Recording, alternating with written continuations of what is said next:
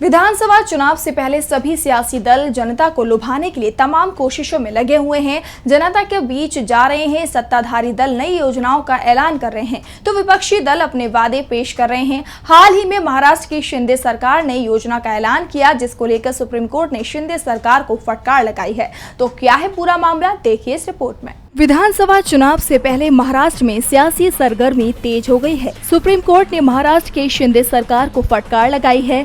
Supreme court ने one भूमि पर इमारतों के निर्माण और प्रभावित निजी पक्ष को मुआवजे देने के मामले में जवाब दाखिल नहीं करने को लेकर महाराष्ट्र सरकार को फटकार लगाई है। कोर्ट ने कहा कि महाराष्ट्र सरकार के पास लाडली बहना और लाडला भाऊ जैसी योजना के तहत मुफ्त चीजें बांटने के लिए पैसा है, लेकिन जमीन के नुकसान की भरपाई के लिए नहीं है। Justice BR Gavai, justice KV Viswanathan और जस्टिस संदीप मेहता की बेंच ने राज्य सरकार को जवाब दाखिल करने के लिए 13 अगस्त तक का वक्त देते हुए कहा कि अगर आदेश का पालन नहीं किया गया तो चीफ सेक्रेटरी को कोर्ट में पेश होना होगा।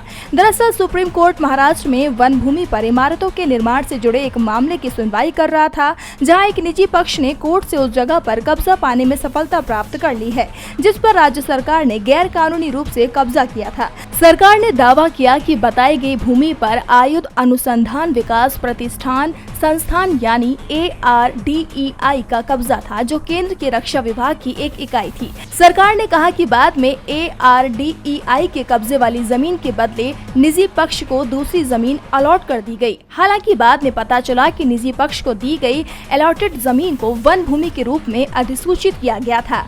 कोर्ट ने महाराष्ट्र सरकार को फटकार लगाते हुए कहा कि 23 जुलाई के आदेश के अनुसार हमने राज्य सरकार के हलफनामे पर भूमि के ओनरशिप पर अपना रुख साफ करने का निर्देश दिया है।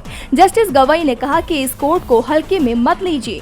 आप कोर्ट के हर आदेश को ऐसे हल्के में नहीं ले सकते हैं। आपके पास योजनाओं के लिए पैसे हैं, सारा पैसा फ्री बीज का खर्च कर दिया। आपको पैसा जमीन का मुआवजा बांटने में लगाना था। ऐसे में शिंदे सरकार की मुश्किलें बढ़ती नजर आ रही हैं। DB लाइव की रिपोर्ट।